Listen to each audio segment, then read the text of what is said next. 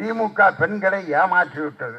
நீங்க வாழ்நாள் முழுவதும் செருப்பே போட முடியாத காரணம் சிங்க பெண்ணே சிங்க பெண்ணே ஆணினமே உன்னை வணங்குமே. ஐயா தம்பி வாட் ப்ரோ, அது எடப்பாடி பழனிசாமி நடத்தி கொண்டிருக்கக்கூடிய டுபாக்கூர் கட்சி.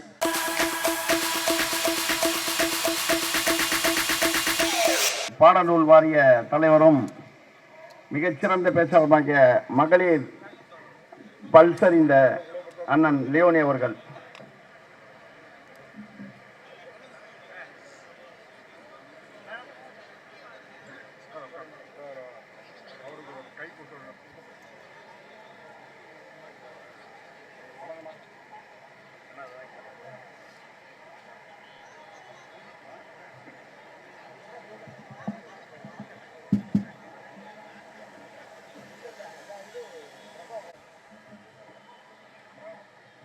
காஞ்சியிலே ஒரு புத்தன் பிறந்தான், மக்கள் கருணையினால் அவர் நெஞ்சில் நிறைந்தார். அண்ணா என்றெல்லோரும் அழைக்க வந்தார், 1000 தலைமுறை தழைக்க வந்தார். அண்ணா அண்ணா அண்ணா எங்கள் அன்பின் தெய்வம் அண்ணா. கள்ளக்குடி கொண்ட கருணாநிதி வாழ்கவே, மக்கள் உள்ளம் குடி கொண்ட உண்மை தலைவர் வாழ்கவே. கள்ளக்குடி கொண்ட கருணாநிதி வாழ்கவே. ஸ்டாலின் நம்ம ஸ்டாலின், நம் கழகம் காக்கும் ஸ்டாலின். கலைஞர் படைக்கு தளபதி, நல்ல இதயங்களுக்கு அதிபதி. ஸ்டாலின் நம்ம ஸ்டாலின், நம் தமிழக முதல்வர் ஸ்டாலின். அவசரப்பட்டு கைதேற்றாதீங்க, இன்னும் 2 பாட்டு இருக்கு. கருப்பு சிவப்பு படையின் வீரன், களத்தை வெல்லும் துணிச்சல்காரன், காலம் கொடுத்த கடமை வீரன், ஞானம் புகழும் கலைஞர் பேரன். திருக்குவளை வழியில் வந்த தமிழ் குருதி, நம் திராவிடர்க்கு தலைமை தாங்கும் உதயநிதி. திருக்குவளை வழியில் வந்த தமிழ் குருதி, நம் திராவிடர்க்கு தலைமை தாங்கும் உதயநிதி. எங்கள் வாழ்வும் எங்கள் வளமும் மங்காத தமிழ் என்று சங்கே முழங்கு. எங்கள் பகைவர் எங்கோ மறைந்தார், இங்குள்ள தமிழர்கள் ஒன்றாதல் கண்டு பொங்கு தமிழர்க்கு இன்னல் விளைத்தால். சங்காரம் நிஜம் என்று சங்கே முழங்கு, சங்கே முழங்கு, சங்கே முழங்கு, சங்கே முழங்கு.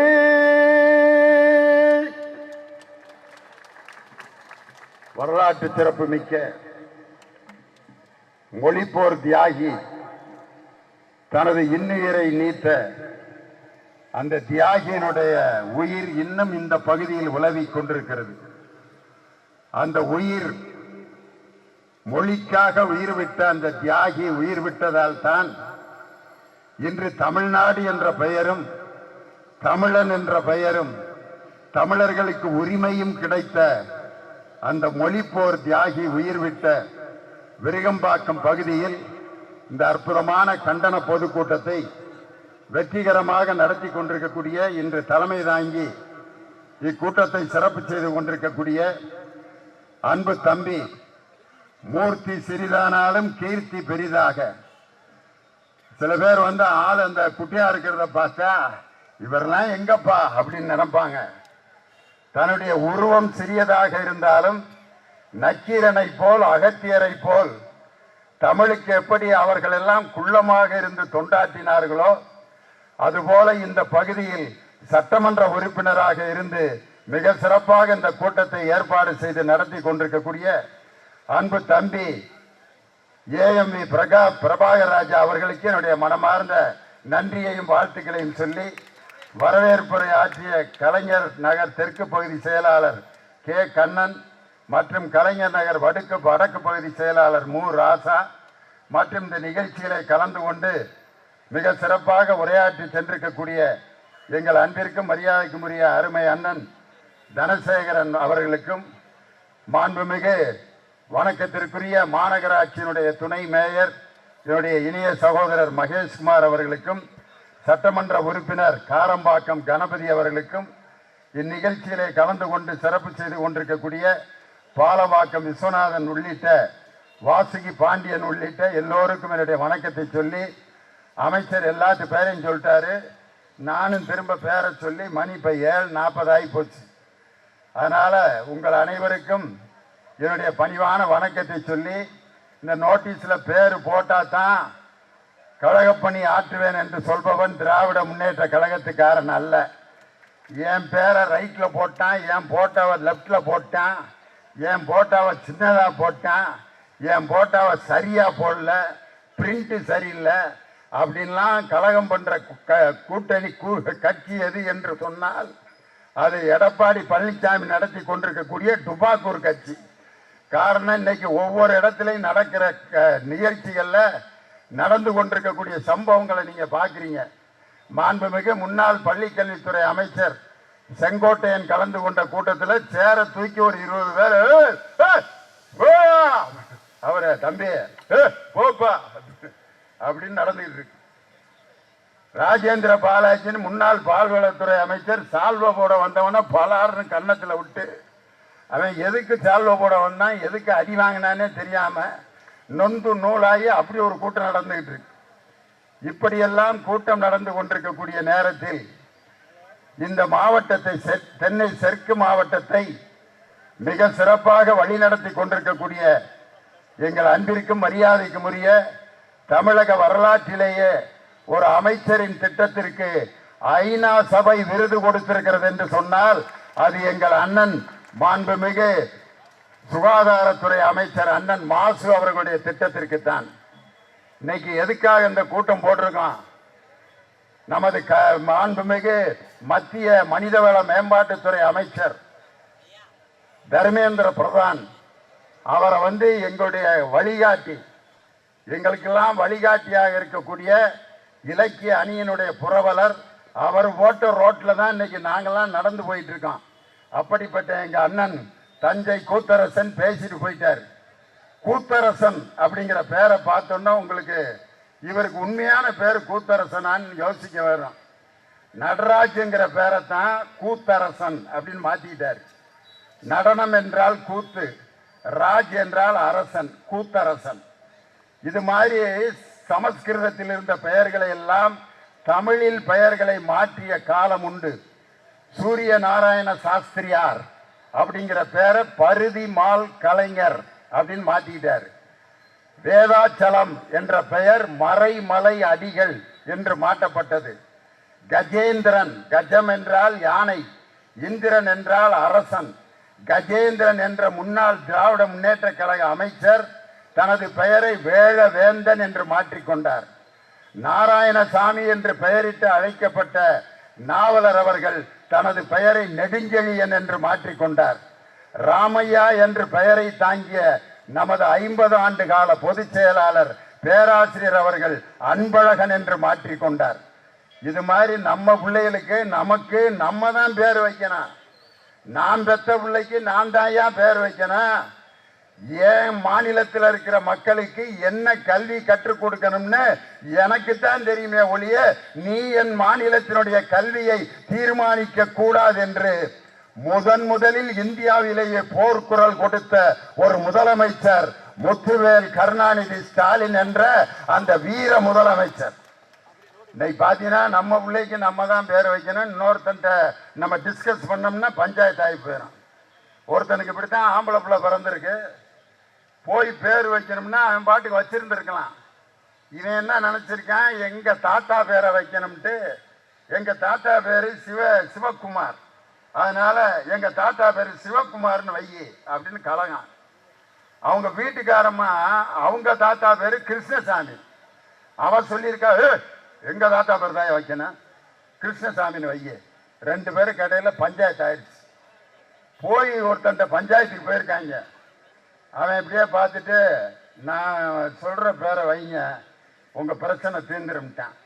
சொல்லுங்க ஐயா, சிவராமகிருஷ்ணன் அப்படின்னு வச்சு விட்டுருங்க. 2 பேருக்கு தாத்தா பேரும் அதில் அடங்கியிருக்கு. ஆஹா தெய்வமே, என் குடும்ப பிரச்சனையை தீர்த்து வச்சுட்டியா ஐயா அப்படின்னு சிவராமகிருஷ்ணன் வச்சுட்டான். வச்சுட்டு ஒரு மாசம் கழிச்சு மல்லாக்கப்படுத்தி யோசிச்சுக்கிட்டு இருக்கான். சிவசாமி எங்க தாத்தா பேரு, கிருஷ்ணசாமி அவளோட தாத்தா பேரு, ராம யாரா இடையில அப்படின்ட்டு அவனை கூப்பிட்டுட்டு, யாரா ராம, அது எங்க தாத்தா பேருன்னு இருக்கான். இதுக்குதான் நம்ம பிள்ளைகளுக்கு நம்ம பேர் வச்சுட்டோம்னா பஞ்சாயத்து இருக்காது. நம்ம குழந்தைகளுக்கு எது கல்வி என்பதை தீர்மானிக்கிற உரிமை நமது மாநிலத்துக்குத்தான் இருக்கிறது. இன்னைக்கு 2 மொழிகளை படித்தவர்கள் எப்படிப்பட்ட வெற்றியை எல்லாம் பெற்றிருக்கிறார்கள். அதுக்கு வேற உதாரணமே தேவையில்ல. 1949ஆம் ஆண்டு நம் திராவிட முன்னேற்ற கழகத்தை கொட்டும் மலையில் ராபின்சன் பூங்காவில் துவங்கிய பேரறிஞர் அண்ணா 2 மொழிகளை படித்துதான் உலக புகழ் பெற்ற ஒரு பேரறிஞரானார். ஏல் பல்கலைக்கழகத்துக்கு அண்ணா போயிருக்காரு. அண்ணாவோட உருவத்தை பார்த்துட்டு அவங்க எல்லாம் யாரா இருந்தாலும் தி சீஃப் மினிஸ்டர் ஆஃப் தமிழ்நாடுன்னு வெத்தலை வாக்க போட்டு அப்படியே இருக்காரு.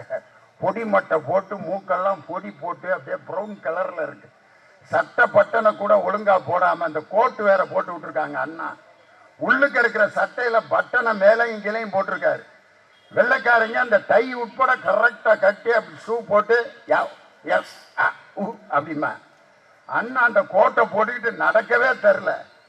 போயிட்டு அவரை எல்லாரும் இவரை போய் தமிழ்நாட்டில் முதலமைச்சரா எப்படா வச்சிருந்தாங்கன்ட்டு ஒரு பத்திரிக்கைக்காரன் கேட்டான். அப்ப அண்ணா இங்க முதலமைச்சரா இருந்த போது ஒரு கல்வி திட்டம் கொண்டு வரப்பட்டது. அந்த திட்டத்துக்கு பேரு மெட்ரிகுலேஷன். ஒரு பத்திரிகைக்காரன் கேட்கிறான், what you thinking about matriculation, what is your opinion about matriculation? Anna பதில் சொல்றாரு, matriculation is the botheration of the education. After a great consideration I came to this conclusion அப்படின்னாரு. அவன் கேட்டவன், என்னடா நம்ம ஆங்கிலத்தை இந்த மனுஷன் இந்த போர்டு போடுறாருன்ட்டு இன்னொரு கேள்வி கேட்டிருக்கான். ஏபிசிடி 4 எழுத்து வராம 100 வார்த்தை உங்களால சொல்ல முடியுமா?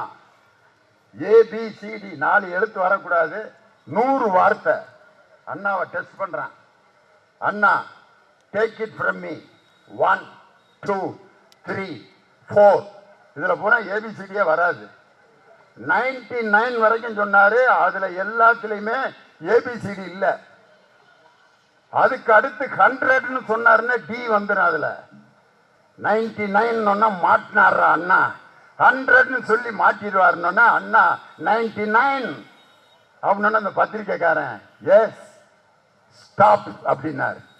100வது வார்த்தையாக ஸ்டாப்னு சொல்லி ஏபிசிடிங்கிற 4 எழுத்து வராம 100 வார்த்தைகளை ஆங்கில மொழி படித்தவனிடம் போய் பேசிய அண்ணாவுக்கு ஹிந்தி தெரியாதியா? அமெரிக்க பல்கலைக்கழகத்தில் அவர்கள் கண்ணிலேயே விரலை விட்டு ஆட்டினார் இருமொழி கொள்கையில் படித்த நம் பேரறிஞர் அண்ணா. அதே மாதிரி அண்ணாவும் தந்தை பெரியாரும் மும்பைக்கு போயிருக்கிறாங்க. யார?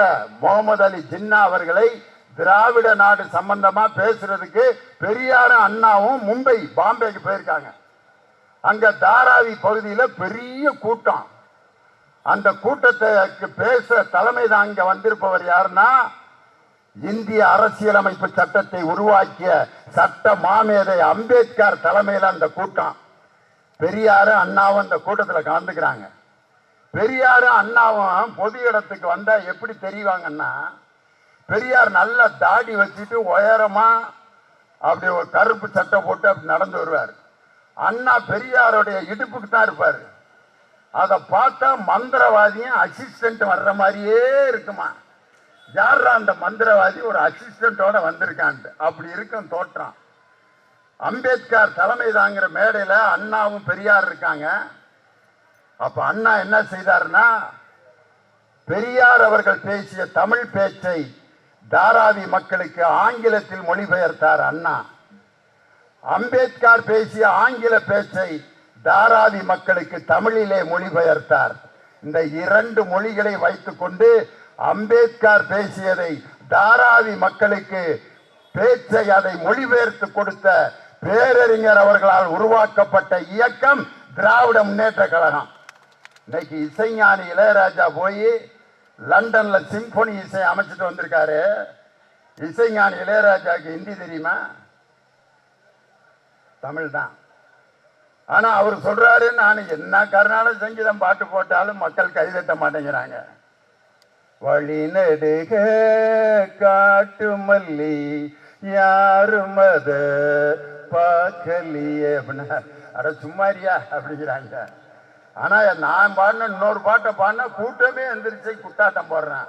நில அது வானத்து மேலே பல்லானது ஓட்டத்து மேலே வந்தாட்டு தேடுது ஒன்ன ஒய்யா ஹோய் அது என்ன ஹோய் பொழுதானா போதும் தொண ஒண்ணு வேணும் இளங்காழ ஆட்டம் விடிஞ்சாத்தான் போகும்.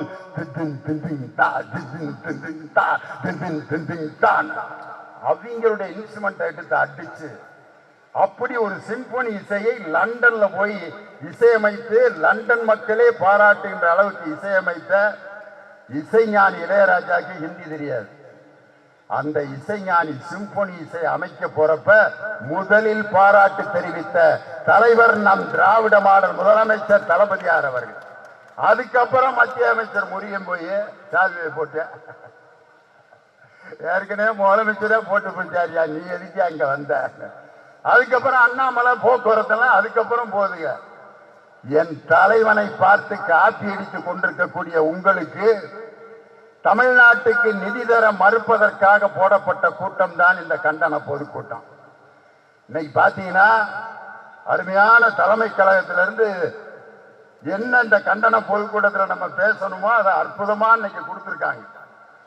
என்னன்னா ஒவ்வொரு முறையும் எப்பெல்லாம் இந்த தொகுதி மறுசீரமைப்பு நடந்தது அப்படின்னு கொடுத்திருக்காங்க. அதுல முதலில் நடந்த தொகுதி மறுசீரமைப்பு 1961 நடந்திருக்கு.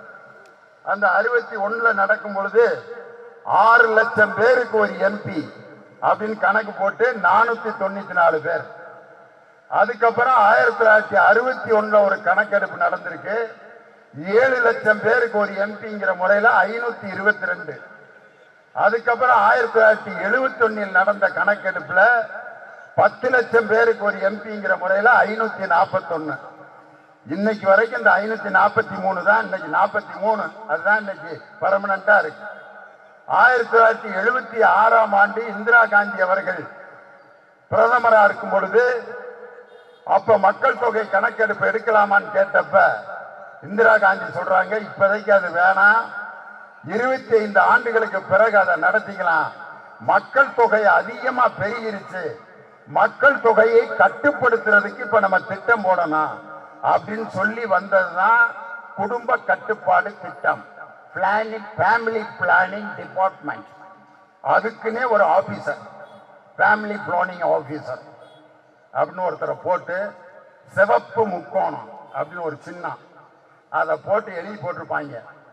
2 பெற்றால் இன்பமயம், 1 பெற்றால் ஒளிமயம், நாம் இருவர் நமக்கு இருவர், நாம் இருவர் நமக்கு ஒருவர். இப்படிதான் ஒரு குடும்ப கட்டுப்பாடு மீட்டிங் நடந்துட்டு இருக்கு கலெக்டர் தலைமையில. ஃபேமிலி பிளானிங் ஆபீசர் உட்கார்ந்துருக்காரு. கலெக்டர் கூப்பிட்டு, இவாயா குடும்ப கட்டுப்பாடை பத்தி ஒரு 10 நிமிஷம் பேசு. ஐயா ஒன்றும் தயார் பண்ணிட்டு வரலையா அப்படின்னு இருக்காரு. தயார் பண்ணல, அப்பதான் நீ நல்லா பேசுவ, பேசியா அப்படின்னா அந்த ஃபேமிலி பிளானிங் ஆபீசரு, லேடிஸ்லாம் கோச்சிக்க கூடாது, என்ன பேசினாருன்னு உங்கள்கிட்ட பேசி காட்டுறேன், நீங்க நல்ல கவனிச்சா தான் புரியும் உங்களுக்கு. மாண்புமிகு ஆட்சித்தலைவர் அவர்களுக்கு வணக்கம். நான் இந்த இதை பற்றி கொஞ்சம் இது பண்ணணும்னு நான் வந்திருக்கேன். ஏன்னா இதை பற்றி நான் ரொம்ப இது பண்ணுறதுனால நீங்கள் இது பண்ணாமல் இருந்துடவா போகிறீங்க. நீங்கள் இது பண்ணதுனால தான் இப்போ பூரா இதாக கிடக்குது. அதனால நான் இதை பற்றி ஒன்றும் இது பண்ண விரும்பல. நீங்கள் அந்த இதாக இருப்பீங்கல்ல, இதான் அப்போ அந்த இது இருக்குல்ல, அதை கொஞ்சம் இது பண்ணிக்கிட்டீங்கன்னா நான் எதுக்கு இதை பற்றி இது பண்ணுறேன். அதனால் நீங்கள் அந்த இதாக இருக்கப்ப அந்த இதை கொஞ்சம் இது பண்ணிக்கிங்க. அதனால நான் இதை பத்தி ரொம்ப இது பண்ணேன்னா இவன் இதுல ரொம்ப இதா இருப்பான் போல இருக்குன்னு என்ன இதான் நினைச்சிருவீங்க. அதனால நீங்க கொஞ்சம் இதா இருக்கிறப்ப அந்த இதை கொஞ்சம் இது பண்ணிக்கிட்டீங்கன்னா நான் ஒன்றும் இது பண்ண விரும்பல. நன்றி வணக்கம்னார். இப்போ நீங்களாம் எதுக்கு சிரிச்சீங்க? இப்போ உங்களுக்கு ஒவ்வொரு இதுக்கும் என்னன்னு இப்போ தெரிஞ்சு போச்சு. அந்த இதாக இருக்கிற நேரத்தில் அந்த இதை கொஞ்சம் இது பண்ணிக்கிட்டீங்கன்னா நாங்கள் ஒன்றும் இது பண்ண இதை நம்ம ஆள் கேட்டுக்கிட்டு இதாக இருக்கிற நேரத்தில் அந்த இதை பயன்படுத்திட்டான். குடும்ப கட்டுப்பாடை பர்ஃபெக்டாக அந்த சட்டத்தை கடைப்பிடிச்சது நம்ம ஆளுங்க தான். ஏன்னா ஒரு காலத்துலலாம் பிச்சு பேன் பார்த்துருக்காங்க. எங்கள் தாத்தாலாம் பார்த்தீங்கன்னா 16 புள்ள. எங்கள் தாத்தாவை கேட்டால் எப்படி தாத்தா எல்லாம் ஆண்டையும் பார்த்து கொடுத்ததாங்கிறாரு. ஆண்டவனை கையை காமிச்சிட்டு பிரித்து மேய்ஞ்சிருக்காரு. நான் சின்ன பிள்ளையில நம்பிட்டேன். போய் ஒவ்வொரு வருஷம் கோயிலில் போய் ஒவ்வொரு பிள்ளையா வாங்கிட்டு வந்திருப்பாரு போல இருக்குன்னு. இப்போ நினைக்கிறேன் கிழமை எவ்வளோ விஷக்கிழவனா இருந்திருக்காருன்னு. அன்னைக்கு எப்படியா 16 பிள்ளை பெற்றாங்கன்னா ஒரு பொழுதுபோக்கும் கிடையாது. டிவி கிடையாது, மொபைல் ஃபோன் கிடையாது, சினிமா கிடையாது, லியோனி பட்டிமன்றம் கிடையாது, ஒன்றும் இல்லை. என்னதான் செய்வார்? கல்யாணம் முடிச்சு கிளவியை உட்கார வச்சு எவ்வளோ நேரம் வேடிக்கை பார்த்துக்கிட்டு இருக்கிறது. இது எப்படியே பார்ப்பாரு. சாப்பிட்டியா அப்படின்னு கேட்டார். எங்கள் பெரியப்பா பிறந்துட்டார். இங்கே தான் உட்காந்துருக்கியான்னாரு. எங்கள் அத்தை பிறந்துருச்சு. அப்புறம்னாரு எங்கள் அப்பா பிறந்தார். கரண்ட் கட்டாச்சு. எங்கள் சின்னத்தை பிறந்துச்சு. இப்படித்தான் 16 பிரிச்சிருக்கான்.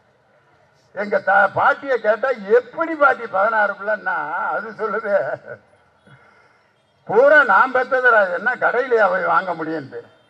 கல்யாணம் முடிஞ்சு 10வது மாதம் ஒரு குதிரை வண்டி வீட்டு முன்னால் வரும்.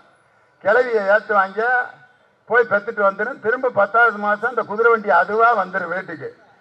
வண்டிக்காரன் வாங்கம்மா அம்மா அப்படின்னா உனக்கு எப்படி தெரியும்? எல்லாம் சரியா இருக்கவா அப்படின்ட்டு அன்னைக்கு பஞ்சம் இல்லாமல் பின்னி இருக்காங்க. இதைத்தான் இருவர் உள்ள படத்தில் தலைவர் கதை வசனம் எழுதின படத்தில் எம்.ஆர். ராதாவும் முத்துலட்சுமியா நடிச்சிருப்பாங்க. அவங்களுக்கு 9 பிள்ளைய. அதில் வழக்கறிஞராக இருப்பார் எம்.ஆர். ராதா. அவங்க 2 பேருக்கும் ஒரு பாட்டு இருக்கும், கேட்டிருப்பீங்க. புத்தி சீகாமணி பெத்த புள்ள இங்கு புன்னகை செய்யுது சின்ன புள்ள, 5க்கு பின்னாடி வந்த புள்ள இது 6வதா வந்த செல்ல புள்ள. உடனே அந்த அம்மா பாடும். 6 பிறந்தது போதும் என்று நான் 6 குளம் எல்லாம் மூழ்கி வந்தேன் அப்படின்னு பாடிட்டு கடைசியா அவங்க 2 பேரும் அந்த அம்மா பாடும். ஆசைக்கு பின்னே ஆராய்ச்சி ஆராய்ச்சி 6 உள்ளைய. உடனே எம்.ஆர். ராதா பாடுவார். இனி அடுத்து தடை செய்ய ஆராய்ச்சி ஆராய்ச்சி. உடனே அந்த அம்மா நாம ஆசையுடன் பேசி நாளாச்சு, ஆபத்து அங்கேதான் உருவாச்சு, ஆபத்து அங்கேதான் உருவாச்சு. ஐயையோ ஐயையோ ஆராரோ உங்க அம்மா கதைய நீங்களாயோ, ஆராரோ படி ஆராரோ அடா சற்று பயம் உள்ள ஆராரோ அப்படின்னு 6 புள்ள பெத்த எம்.ஆர். ராதா அன்னைக்கு குடும்ப கட்டுப்பாடுக்கு பிரச்சாரம் பண்ற மாதிரி இருவர் உள்ள படத்துல முத்தமிழறிஞர் டாக்டர் கலைஞர் கதை வசனம் எழுதி அன்னைக்கு அந்த இருவர் உள்ளத்துல குடும்ப கட்டுப்பாடுக்காக வசனம் எழுதினார். நாங்க பட்டிமன்றத்தில் எம்புட்டு பேச்சு பேசியிருக்கான் குடும்ப கட்டுப்பாடுக்கு. ஒரு அம்மா பஸ்ல பிள்ளைகளை ஏற்றிட்டு வருது, 9 பிள்ளைய. கண்டக்டர் கேட்டிருக்காரு, ஏமா இப்படியா பிள்ளைகளை கூட்டி வருவேன் பள்ளிக்கூடத்துல இருந்து? ஒரு டீச்சர் பள்ளிக்கூடத்துல இருந்து பிள்ளைகளை கூட்டு வர்றது ஒரு தனி பஸ்ல வந்திருக்க வேணா? பள்ளிக்கூடத்து டீச்சரா? பூரா நான் பெற்றதுரா. என்னது நீ பெற்ற பிள்ளைய அம்புட்ட? ஆமா இவன் பேர் என்ன 13 இருக்கு. என்ன நம்பரை சொல்றேன்? 13? ஆமா பேர் வச்சு வச்சு எங்க அப்பாவுக்கு போர் அடிச்சு போச்சு, அதனால நம்பரை போட்டு விட்டாரு. பக்கத்துல இருக்க வேலை ஓம் பேருன்னு கேட்டா 13 ஏன் இருக்கான். ஏன்டான்னு கேட்டா நாங்க 2 பேரும் ஒன்னா பிறந்தான், அதனால 13 நான் 13 ஏ அப்படின்னு. ஏன்னா இவ்வளவு பிள்ளைகளையும் மொத்தமா கூட்டிட்டு வந்திருக்கிய, உனக்கு கொஞ்சமாவது மனசாட்சி இருக்கா? 6 பிள்ளைகளை வீட்டுல விட்டுட்டு வந்திருக்கையா, அவங்க அடம் முடிச்சுட்டு வரமாட்டேன். என்னது மீதிய வீட்டுல கொண்டு வந்திருக்கியா? சரி இப்ப எங்க போற? மகளுக்கு புள்ள பிறந்திருக்கு போய் பார்க்க போறேன்ட்டு மகளுக்கு புள்ள பிறக்க பார்க்க போகுதான். இப்படிலாம் கூட்டம் கூட்டமா பெத்து போட்டிருக்காங்க. மாந்தோப்பு கிளி என்கிற படத்துல சுருளிராஜன் காந்திமதி, 2 பேரும் கணவன் மனைவி. ரொம்ப நாளா புள்ள இருக்காது 2 பேர்த்துக்கு. காந்திமதி சொல்லுவாங்க, ஏயா பழனி மலையில போய் காவடி எடுத்து, பால் காவடி எடுத்து ஒரு வருஷம் 1 மாசம் விரதம் இருந்து முருகன்ட்ட வேண்டிட்டு வந்திருக்கேன். அங்க அருள்வாக்கு சொல்லிட்டாங்க, நமக்கு இன்னும் 1 மாசத்துல நான் கருவு தாங்கிடுவேன், 10 மாசத்துல புள்ள பிறந்துருமியா, முருகன் நமக்கு அருள் புரிஞ்சுட்டாரியா அப்படின்னா சுருளிராஜன் ஒரு மஞ்சள் பையோட உள்ள வருவாரு. என்னாடி முருகன்ட்ட போய் வேணியா புள்ள, நான் இப்போ தான் கவர்மெண்ட்டில் 500 ரூபாயும் 5 கிலோ அரிசியும் கொடுக்குறாங்கன்ட்டு குடும்ப ஆப்ரேஷன் பண்ணிட்டு வந்துட்டேன் அப்படின்னு. என்னது ஆப்ரேஷன் பண்ணிட்டு வந்துட்டியா? ஏன் முருகன் எனக்கு புள்ள பொறுப்பேன், முருகன்ட்ட போய் பெற்றுக்க. அப்புறம் நான் வந்து ஆப்ரேஷன் பண்ணிட்டு 500 ரூபாயும் 5 கிலோ அரிசியும் வாங்கிட்டு வந்துட்டேன். அன்னைக்கு குடும்ப கட்டுப்பாடு செய்தவர்களுக்கு 500 ரூபாயும் 5 கிலோ அரிசியும் கொடுத்தாங்க. அரசு ஊழியர்கள், ஆசிரியர்கள் குடும்ப கட்டுப்பாடு கேஸ் பிடிச்சிட்டு வர்றவங்களுக்கு இன்கிரிமெண்ட் ஒரு 10 கேஸ் கொண்டு வந்து குடும்ப கட்டுப்பாடு ஆபரேஷனுக்கு நிறுத்தினா அவருக்கு 100 ரூபாய் இன்கிரிமெண்ட். இப்படிலாம் கஷ்டப்பட்டு நம்ம வந்து குடும்ப கட்டுப்பாடு திட்டத்தை அமுல்படுத்தினா இன்னைக்கு பார்த்தீங்கன்னா அங்கே உத்தரப்பிரதேசம் பீகார்லாம் நீ வரைஞ்சு போடியா முக்கோணத்தை, நாங்கள் அந்த வேலையே கிடையாது அப்படின்ட்டு அவன் தெளிவாக இருந்திருக்கான். அங்கே முக்கோணத்தை எங்கே வரைஞ்சிட்டு போயிட்டாங்கன்னா தென்னை மரத்து மேலே வரைஞ்சிட்டு போயிட்டான். அந்த மரம் 2 காய் தான் காய்ச்சிருக்கு, மரம் கடைப்பிடிச்சிருக்குது. உத்தரப்பிரதேச குரூப்பு கடைப்பிடிக்கல. இன்னைக்கு உத்தரப்பிரதேசத்தினுடைய 2023 ஆண்டின்படி அங்க இருக்க மக்கள் தொகை எவ்வளவுன்னா 21,53,00,000 உத்தரப்பிரதேசனுடைய மக்கள் தொகை. முக்கோணத்தை வரைய அவங்க பாட்டுக்கு பிரிச்சு மேஞ்சிட்டான். பீகாருடைய மக்கள் தொகை 13,51,00,000. மகாராஷ்டிராவுடைய மக்கள் தொகை 12,26,00,000. இப்படி ஆனா நம்ம தமிழ்நாட்டினுடைய மக்கள் தொகை குடும்ப கட்டுப்பாடை கடைபிடிச்சதுனால 7,13,00,000. இன்னைக்கு 20 லட்சம் பேருக்கு ஒரு எம்பின்னு வச்சா நமக்கு வந்து 40 எம்பி தான் வருது. ஆனா உத்தரப்பிரதேசத்தினுடைய 23 கோடியை 20 லட்சத்தால வகுத்தீங்கன்னா அவங்களுக்கு 116 எம்பிக்கள் வருது. இந்த மக்கள் தொகை அடிப்படையில் எம்பிக்களை வரையறை செய்ய வேண்டாம், அதை தள்ளி வையுங்கள் என்று அனைத்து கட்சி கூட்டத்தை போட தில் உள்ள ஒரே முதலமைச்சர் நம்ம தமிழ்நாட்டுடைய முதலமைச்சர் தான். 58 கட்சிகளை ஒரு இடத்துல கூட்டியிருக்காரு. இன்னைக்கு நான் பாஜக தலைவர் அண்ணாமலையை கேட்கிறேன், மும்மொழி கொள்கைக்கு ஊரே போய் கையெழுத்து வாங்கிட்டு இருக்கீங்களே, உங்களால் இன்னைக்கு ஒரு அனைத்து கட்சி கூட்டத்தை மும்மொழி கொள்கைக்கு ஆதரவாக கூட்ட முடியுமா? இன்னைக்கு நான் சவால் விடுறேன். அவரு நான் பிஜேபி ஆட்சிக்கு வர வரைக்கும் செருப்பு போட மாட்டேன்னாரு. இப்போ ஷூ போட்டுருக்காரு. என்னன்னு கேட்டால் செருப்பு தானே போட மாட்டேன்னு இப்போ ஷூ போட்டுக்கிறேன்ட்டு. இது எப்படி இருக்குன்னா, இந்த வருஷ தொடக்கத்தில் சில பேர் உறுதி எடுப்பாங்க, 1ஆம் தேதியிலேருந்து தண்ணியே போடக்கூடாது, லிவர் ரொம்ப டேமேஜ் ஆயிடுச்சுட்டாரு டாக்டரு. ஃபேட்டி லிவர், லிவர் அப்படியே காட்டியிருக்கேன், இங்கே பாரு உன் லிவர் எப்படி இருக்குன்னு. இன்னொரு தடவை இழுத்த டிங் டிங் டிங் டிங் டிங் கோவிந்தா கோவிந்தாதான் வீட்டில் பந்தல். உடனே முடிவு பண்ணிட்டேன், ஃப்ரெண்ட்ஸ்கிட்ட எல்லாம் கூப்பிட்டு, மாப்பிள்ள 2025 ஜனவரி 1 ஒரு டிராப் கூட தொட முடியாது, ப்ராமிஸ். கோயில்ல எல்லாம் சத்தியம் பண்ணிட்டேன். சத்தியம் பண்ணிட்டு நாளையிலேருந்து நம்ம சாப்பிட மாட்டோம்ட்டு 31ஆம் தேதி என்ன பண்ணிட்டான்னா ஃப்ரெண்ட்ஸ் எல்லாம் கூப்பிட்டு 2 ஃபுல்லு, ஏன்னா நைட்டு 12 வரைக்கும் தான் அவனுக்கு டைம், 2 ஃபுல்லாக அடித்து நிமித்தி லாஸ்ட் பெக் வரைக்கும் இழுத்து படுத்திருக்கேன். காலையில் புது வருஷம் 9 மணிக்கு எழுந்திரிச்சா தலை கிண்ணன்னு இருக்கு. ஏன்னா முந்தின நாள் ஊற்றுனது. ஒரு 5-6 பேர் வந்திருக்காங்க. நான் அவ்வளோ நேலேருந்து நான் சாப்பிட மாட்டேன், நேற்று ஊற்றுன ஊற்று, நேலேருந்து தொடவே கூடாது முடிவு பண்ணிட்டேன். கை கொடு மாப்பிள்ள, உன் லிவரோட நிலைமையை பார்த்து நீ முடிவு எடுத்திருக்க, very nice, keep it up. இதே மாதிரி ஐயப்பன் கோயிலுக்கு மாலை போட்ட மாதிரி நினைச்சுக்கிட்டு 40 நாள் இருந்தீங்கன்னா அப்படியே கண்ணி பண்ணிடலாம். ஓகே, கட்டி பிடிச்சி முத்தம்லாம் கொடுத்துட்டு போயிட்டாங்க.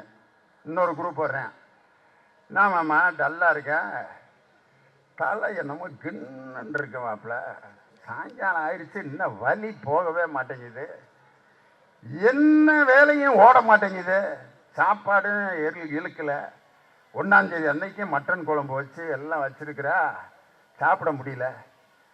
அதுக்கு அவன் ஐடியா, மேலிருந்து தானே சாப்பிட மாட்டேன்னு சொன்னேன், ஒரே மருந்து தான் அதுக்கு, சுடு தண்ணியில் ஒரே ஒரு கட்டிங் அடி பளிச்சுன்னு விட்டுருந்தேன். சாப்பிட்டேன். திருப்பி ஆஃபை வாங்கிட்டாங்க சாயங்காலம். திருப்பி 2025 பூரா அடிச்சுட்டு திரிஞ்சு சாக்கடையில் விழுந்து கிடக்குது. பிஜேபி அண்ணாமலை அவர்களே, நீங்க வாழ்நாள் முழுவதும் செருப்பே போட முடியாது. காரணம், பிஜேபி தமிழ்நாட்டில் ஒரு கவுன்சிலர் சீட்ல கூட ஜெயிக்க முடியாது. இதுல ஒரு சபதம் வேற விடுறாரு, அண்ணா அறிவாலயத்தின் செங்கல் ஒவ்வொன்றாக உருவேன்.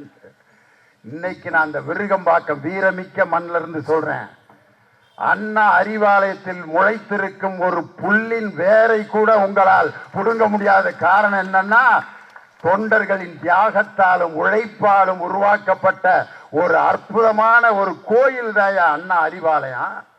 அதுல இருக்கிற செங்கலை உருகிற கொத்தனாரா நீங்க? இன்னொருத்தர் புதுசா கட்சி ஆரம்பிச்சவரு திமுக பெண்களை ஏமாற்றி விட்டது.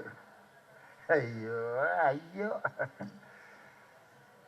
அவரு கட்சி சின்னத்தை பார்த்தீங்கன்னா இந்த முத்தூட் பைனான்ஸுக்கு 2 யானை இருக்கும், பார்த்துருக்கீங்களா? முத்தூட் பைனான்ஸ் அங்கிருந்து கப்பி அடிச்ச சின்னம். அவர் பிஜேபியோட சி டீம் அப்படின்னு ஏற்கனவே எங்க அண்ணன் ரகுபதி அமைச்சர் சொல்லிட்டாரு. பிஜேபியோட சி டீம் தான் அந்த புது கட்சி. எதை வச்சு சொல்றீங்க அப்படின்னு கேட்டா, இன்னைக்கு ஒய் பாதுகாப்பு 14ஆம் தேதியிலிருந்து கொடுக்குறாங்க. திமுகவை எதிர்க்கிற ஒரு வேலை தான், எங்களை எதிர்க்கிற மாதிரி ஆக்ட் கொடு, மிச்சத்தெல்லாம் நாங்கள் பார்த்துக்கிறோம். பிஜேபி சி டீம் அவரு பெண்களை திராவிட முன்னேற்ற கழகம் ஏமாற்றி விட்டது அப்படின்னு சொல்றார். இன்னைக்கு நான் கேட்கிறேன், அவர் படத்தில் இருக்கிற ஒரு பாட்டை போட்டு, சிங்க பெண்ணே சிங்க பெண்ணே ஆணினமே உன்னை வணங்குமே, நன்றி கடன் செய்வதற்கே கருவிலே உன்னை ஏந்துமே, ஒரு முறை தலைகுனி ஏறு ஏறு ஏறு இமயத்தில் நீ ஏறு, உன்னை பெண்ணென்று கேலி செய்த கூட்டம் ஒரு நாள் உன்னை வணங்கிடும் உயர்ந்து நெல்லு.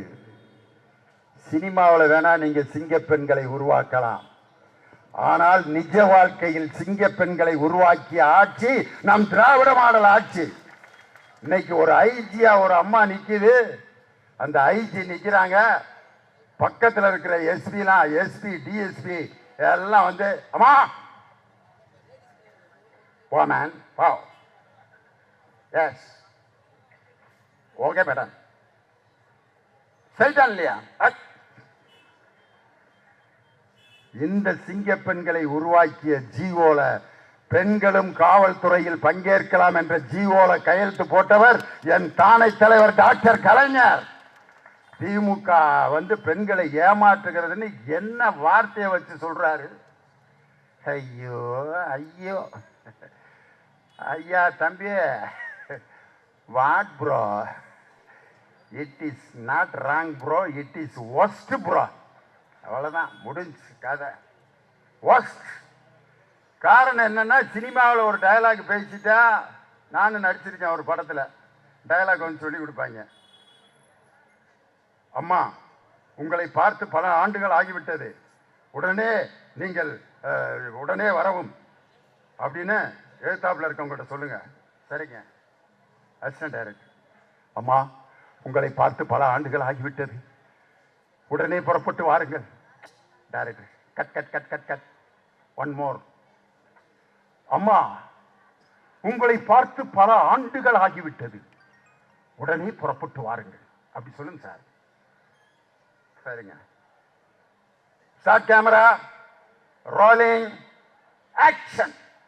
அம்மா, உங்களை பார்த்து பல ஆண்டுகள் ஆகிவிட்டது. உடனே cut cut cut cut cut. One more. சினிமாவில் வசனம் சரியில்லைன்னா 1 மோர் 2 மோர் 3 மோர் கூட எடுக்கலாம். அரசியல்ல 1 மோரும் கிடையாது, 2 மோரும் கிடையாது. பேசுனதுதான். எழுதி வச்சுக்கிட்டு மும்மொழி கொள்கை.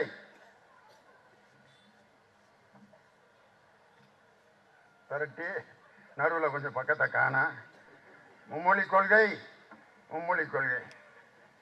கீழே உட்காந்துருக்கவங்க அந்த தலைவருக்கே மும்மொழி கொள்கைன்னா என்னன்னு தெரியல. பேப்பர்ல பிட் அடிச்சுக்கிட்டு இருக்காரு. நம்ம எப்படா வாழ்க்கையை ஓட்டுறதுன்ட்டு. 1967 அண்ணா வெற்றி பெற்றதை போல் அண்ணா 1967 வெற்றி பெறுறதுக்கு 49 கட்சி ஆரம்பித்து மேடை தோறும் தமிழ் முழக்கம் செய்து இது போன்ற மேடைகளை பல்கலைக்கழகமாக மாற்றி பேசிய பேரறிஞர் அண்ணா 49 கட்சி ஆரம்பிச்சு 67 ஆட்சியை பிடிச்சார். இந்த குரூப்பு உடனே நான் என்னத்தை சொல்ல, வேற உதாரணம் சொன்னேன். 26 கேமரா இருக்கு, என்னத்தையாவது போட்டு விட்டுருவாங்க. ஏன்னா நான் நல்ல கருத்து இந்த அம்பேத்கரை பற்றிலாம் சொன்னேன், அதெல்லாம் போட மாட்டாங்க. விஜயை அடித்து நொறுக்கிய லியோனி அதைத்தான் போடுவாங்க. வெளுத்து வாங்கிய லியோனி, அண்ணாமலையை பொழந்து கட்டிய லியோனி அப்படித்தான் போடுவாங்க. என்ன பண்றது? இருந்தாலும் இன்னைக்கு நம்ம வாழ்க்கையில என் தானை தலைவர் டாக்டர் கலைஞருடைய அந்த ஆட்சி காலத்தில் பெண்களுக்கு கொடுக்கப்பட்ட உரிமைகள் 1929 செங்கல்பட்டு மாநாட்டிலே தந்தை பெரியார் உருவாக்கிய சொத்துரிமையை சட்டமாக்கி அதை நடைமுறைப்படுத்தியவர் நம் முத்துவேல் கருணாநிதி ஸ்டாலின் என்ற நம் தமிழ்நாடு திராவிட மாடல் முதலமைச்சர். அதை விடுங்க, சின்ன சின்ன விஷயங்கள்ல எவ்வளவு பேர் பெண்களுடைய மனசை தொட்டிருக்காரு. எத்தனை விஷயம். இந்த ஜவுளி கடையில வேலை பார்க்கிற பொம்பளை பிள்ளைய அதுகளை அந்த துணி எடுக்க போறவங்க கொஞ்சம் பாடா படுத்துறாங்க. இந்த பச்சை கலர் சேலையை பூரா எடு அப்படின்னா எடுத்து போடுங்க, ரொம்ப பச்சையா இருக்கு. இன்னும் கொஞ்சம் லைட்டு பச்சையெல்லாம் எடு, லைட்டு பச்சையெல்லாம் எடுத்து ரொம்ப லைட்டா இருக்கு. ரெண்டுக்கு மீடியமா எடுத்து எடுத்து போடுறியா. பக்கத்துல கூட போன புருஷன் எதையாவது எடுறி ஏன்டி இப்படி உசுர வாங்குற, வெளியே போய் இல்லையா, நாங்க மெதுவா எடுத்துட்டு வர்றேன்.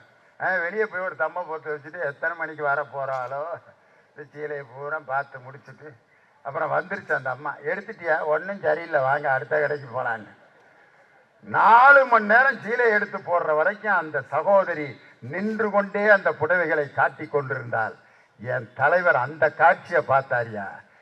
ஒரு சகோதரி ஒரு சின்ன சம்பளத்துக்காக நாள் முழுவதும் நிற்கக்கூடாது என்று அவர்களுக்கு இருக்கை தர வேண்டும் என்று சட்டம் போட்ட ஒரு தலைவர் எங்கள் தளபதி மு.க. ஸ்டாலின். எத்தனை சின்ன விஷயம் அது. எங்க அம்மாலாம் என் கூட பிறந்தது 10 பேர். எங்க அம்மா நிறைய என்ன பண்றது, எங்க அப்பா குடும்ப கட்டுப்பாடை மீறினதுனாலதான் லியோனி இங்க இருக்கேன். எங்க அப்பா குடும்ப கட்டுப்பாடு திட்டத்தை அமுல்படுத்தியிருந்தாருன்னா நான் 3வது பையன் எப்படி வந்திருப்பேன்? மீறினதுனாலதான் லியோனிங்க. எங்க அம்மா ஸ்கூல்ல டீச்சரு. எனக்கு அடுத்து பிறந்த தங்கச்சி தம்பி எல்லாம் எங்க அம்மாவுக்கு மகப்பேறு விடுப்பு எவ்வளவு மாசம் கொடுப்பாங்கன்னா 2 மாசம். என் தங்கச்சி கை குழந்தை. எங்க அம்மா பக்கத்துல பாடம் நடத்திட்டு பக்கத்துல இருக்கிற மரத்துல தொட்டி கட்டி போட்டு நான் 3ஆம் கிளாஸ் படிச்சுட்டு இருப்பேன். என் தங்கச்சி அழுகிற சத்தம் கேட்டோம்னா அந்த குழந்தைய தூக்கிட்டு போய் எங்க அம்மாட்ட சொல்லி, அம்மா பாப்பா அழுகுதுமா அப்படின்னா எங்க அம்மா அந்த சத்துணவு மதிய உணவு ஆக்குற அந்த கூரை கொட்டைக்கு பின்னாடி உட்காந்து என் தங்கச்சிக்கு பால் கொடுத்த அந்த காட்சியை நான் பார்த்தேன். இப்படி ஒரு பெண் மகப்பேறு விடுப்பு 2 மாசம் 3 மாசம் இருந்ததை அரசு ஊழியர் ஆசிரியர்களாக்கக்கூடிய பெண்களுக்கு அந்த மெட்டர்னிட்டி லீவ் என்று சொல்லப்படுகின்ற மகப்பேறு விடுப்பை 1 வருடம் என்று மாற்றி தந்த தலைவர் நம் தமிழக முதல்வர். யாரு செய்வாயாது? நம்ம மக்கள் நல்வாழ்வுத்துறை அமைச்சருக்கு ஏன் ஐநா சபை விருது கிடைச்சிச்சு? ஒரு 100 நாள் வேலை செஞ்சுட்டு இருக்கிற ஒரு அம்மா திடீர்னு மயக்கம் போட்டு விழுந்துருச்சு. ஆஸ்பத்திரி கூட்டு போறாங்க, பிரஷர் செக் பண்றாங்க. பிரஷர் 300 இருக்கு. அந்த அம்மாக்கு பிரஷர்னா என்னன்னே தெரியல. அது எதுக்குங்க எனக்கு 300 இருக்கு, 300 இருந்தா ஒரு 100 ரூபா 100 வேணா சேர்த்துக்குங்க. பிரஷரை 100ல சேர்த்துக்கிறதுனா என்ன காசாது? உடம்புல இருக்க ரத்த அழுத்தம் அப்படின்னா என்னன்னு தெரியல. இன்னொருமா வந்து வேலை பார்த்துக்கிட்டு இருக்கிற வயக்காட்டுல நாத்து நட்டு இருக்க அம்மா மயக்கம் போட்டு விழுகுது. சுகர் டவுன் ஆயிடுச்சுட்டு டாக்டர் சுகர்னா என்னன்னு தெரியல. தொற்றுகிற நோய்கள் உடனே தெரியும், அதுக்கு மருத்துவம் பார்த்துடலாம். தொற்றா நோய்கள், நான் கண்டேஜியஸ் டிசீஸ், நமக்கு இருக்கா இல்லையான்னு கூட தெரியாம பெண்கள் எவ்வளவு பேர் கிராமத்துல படிக்காத பெண்கள் நம்ம ஊர்லயே இருக்காங்க. அந்த தொற்றா நோய்களான பிரஷர், சுகர் ஆம்பளைகளுக்கே தெரியலையே. எங்க ஊர்ல ஒரு லேப் ஒருத்தர் வச்சிருந்தாரு. அவரு ஊருக்கே சுகர் டெஸ்ட் பண்ணாரு. கிட்டத்தட்ட ஒரு 1,00,000 பேருக்கு சுகர் டெஸ்ட் பண்ணி அவங்க எல்லாம் குணமாயிருப்பாங்க. அம்புட்டு பேத்துக்கு டெஸ்ட் பண்ணவர் அவரு செக் பண்ணாம விட்டாரு சுகரை. ஒரு நாள் லேப்ல உட்கார்ந்து இருக்கும் போதே மயக்கம் போட்டு போய் ஆஸ்பத்திரியில் அட்மிட் பண்ணாங்க. மேசிவ் அட்டாக், சுகர் இருந்ததுனால தெரியல, அவுட்டு. காலையில மட்டன் வீட்டில் உட்காந்து ஞாயிற்றுக்கிழமை மட்டன் குழம்பு இட்லியும் சாப்பிட்டு இருக்கேன். 2 பக்கம் செல்போனு. இட்லியை பிச்சு மட்டன் குழம்புல தொட்டு இப்படி வாய்க்கிட்ட கொண்டு போறேன். போன் அடிக்குது. எப்ப முடிஞ்சா? இறந்துட்டாரா? நல்லா தானடா இருந்தாரு. அங்கிட்டு இருந்து நல்லா இருந்தவர் தானடா சாக முடியும். அப்படியா? சரி சரி, ஏற்கனவே செத்தவரை திருப்பி சாக முடியுங்கிறேன். அவன் மொக்கையை போடுறேன். அப்படியா? எப்படி இறந்தாரு? சுகர் இருந்திருக்கு, 300க்கு மேலே போயிருந்திருக்கு. காலையில் மட்டன் குழம்பு இட்லியும் சாப்பிட்டவர் தான். அங்கனே விழுந்துட்டாரு. இவனு இட்லி மட்டன் குழம்பு வச்சிருக்கான். இவன் திம்பான்னு நினைக்கிறீங்களா? பார்த்துட்டு நமக்கு இன்னைக்கு அவ்வளவுதான். அதுக்கப்புறமே இட்லி மட்டன் குழம்பு பார்க்கிறப்பெல்லாம் இந்த டெட் பாடி தான் அவனுக்கு ஞாபகம் வந்திருக்கு. தொற்றா நோய்களால் இன்று எத்தனை பேர் இறந்து போனார்கள். மக்களை தேடி மருத்துவம் என்ற அற்புதமான திட்டத்தை இந்தியாவிலேயே கொண்டு வந்து இன்னைக்கு 2 கோடி பேருடைய உயிரை காப்பாற்றி இருக்கிற மக்கள் நல்வாழ்வுத்துறை அமைச்சர் அந்த திட்டத்தை வகுத்து கொடுத்த நம் தமிழக முதலமைச்சர். சாதாரண 100 நாள் வேலை செஞ்சிட்டு இருக்கிற நாட்டு நடக்கூடிய அந்த பெண்களின் உயிரை காப்பாற்றிய ஒரு திராவிட மாடல் ஆட்சியை போய் திமுக பெண்களை ஏமாற்றுகிறது என்று சொல்லி இன்று இப்படி ஒரு 3 குரூப்புகளுக்கு இடையில தான் நம்ம தலைவர் ஆட்சி நடத்திட்டு இருக்காரு. ஒரு தற்குறி, அது யாருன்னு நீங்களே முடிவு பண்ணிக்கீங்க. ஒரு தற்குறி, ஒரு பைத்தியம், ஒரு கோமாளி. இது யாருன்னு நீங்களே மேட்ச் பண்ணிக்க. கோடிட்ட இடங்களை நிரப்புக. தற்குறி யாருன்னு தெரியும், அதே கோமாளி யாருன்னு தெரியும், பைத்தியம் யாருன்னு தெரியும். இவங்களோட எல்லாம் இன்னைக்கு என் தலைவர் அரசியல் பண்ண வேண்டியிருக்கு. இன்று என் தலைவர் கூட்டிய அந்த அனைத்து கட்சி கூட்டம் மட்டும் இல்ல, தங்களுடைய தூதுவர்களை ஒவ்வொரு மாநிலத்திற்கும் இன்று அனுப்பி இந்திய மக்கள் அனைவருக்கும் இந்த தொகுதி சீரமைப்பில் இருந்து அனைவருக்கும் சரியான பிரதிநிதித்துவம் கிடைப்பதற்கு இந்திய மக்கள் அனைவருக்குமாக உழைத்துக் கொண்டிருக்கக்கூடிய தலைவர் நம் திராவிட மாடல் முதலமைச்சர். அதுக்கு ஒரே ஒரு எடுத்துக்காட்டு, இன்று அவரால் உருவாக்கப்பட்ட அந்த மகளிர் உரிமை தொகை என்ற திட்டம் 10 மாநிலங்களில் 11 கோடி பெண்கள் இன்னைக்கு பயன்பெறுகிறார்கள் என்று சொன்னால் அதை தொடக்கி வைத்த தலைவர் நம் திராவிட மாடல் முதலமைச்சர். காலை சிற்றுண்டி திட்டத்தை தொடங்கி வச்சாரு. கனடா நாட்டிலும் லண்டனிலும் அவருடைய திட்டத்தை இன்னைக்கு பின்பற்றுகிறார்கள் என்றால் உலகம் முழுவதும் தனது சேவையால், தனது அரசியல் திறத்தால் பெயர் வாங்கி கொண்டிருக்கக்கூடிய ஒரு தலைவர். 2 மொழிங்கிறது வெளிநாடுகளில் கூட 2 மொழிகள் தான். இன்னைக்கு லண்டன்ல 2 மொழி கொள்கை தான். என்னென்ன மொழி? லண்டன்ல ஆங்கிலம், லத்தீன். கனடாவில் ஆங்கிலம், பிரெஞ்சு. பிரான்ஸ்ல 1 மொழி கொள்கை தான். அங்க பிரெஞ்சு மட்டும்தான். விருப்பப்பட்ட ஆங்கிலம் படிச்சுக்கலாம். ஜெர்மனியில ஒரே 1 மொழி கொள்கை.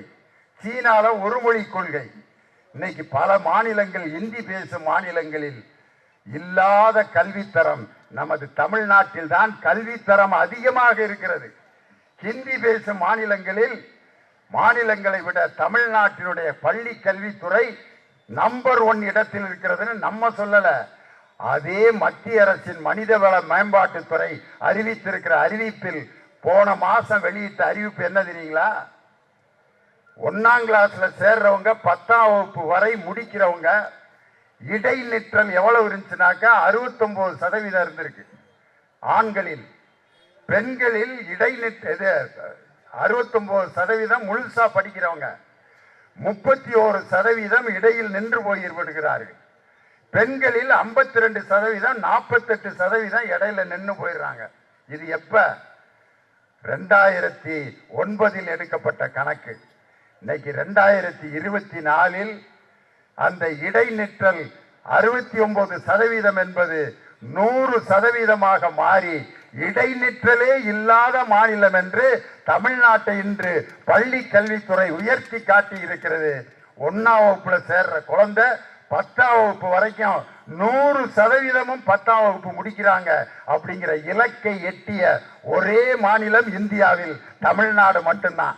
இதை நம்ம சொல்லல, மனிதவள மேம்பாட்டுத்துறை சொல்லியிருக்கு. இப்படி சாதனை படைத்துக் கொண்டிருக்கக்கூடிய இந்த மாநிலத்தை உயர்கல்வியிலும் பள்ளி கல்வியிலும் முடக்கி யாரும் படிக்கக்கூடாது என்பதற்காக உருவாக்கப்பட்ட கொள்கைதான் புதிய கல்விக் கொள்கை. 5ஆம் வகுப்பு 3ஆம் வகுப்புல கவர்மெண்ட் படிச்சனா அந்த பையன் என்னையா செய்வான்?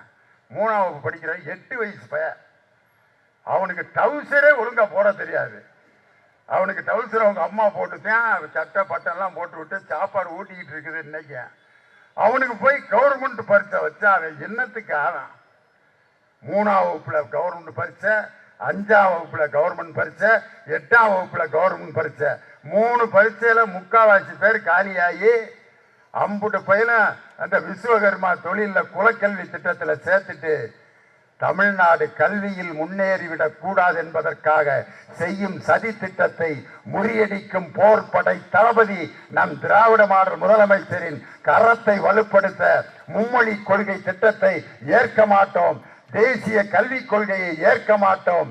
மக்கள் தொகை அடிப்படையில் கொடுக்கப்படும் தொகுதி மறுசீரமைப்பை ஏற்க மாட்டோம் என்று உறுதி பூண்டு அவருடைய போர்ப்படையில் நாமும் அணிவகுத்து செல்வோம் என்று சொல்லி இந்த அற்புதமான பொதுக்கூட்டத்தை ஏற்பாடு செய்த எங்கள் அருமை அண்ணன் மக்கள் நல்வாழ்வுத்துறை அமைச்சர் மாசு அவர்களுடைய வரலாற்றில் 2026 234 தொகுதிகளிலும் வெற்றி பெறுவது போல் அவருடைய மாவட்டத்தில் இருக்கும் அனைத்து தொகுதிகளிலும் திராவிட முன்னேற்ற கழகத்தின் கோட்டையாக மாறும் என்று சொல்லி உங்களிடமிருந்து விடைபெறுகிறேன். நன்றி, வணக்கம்.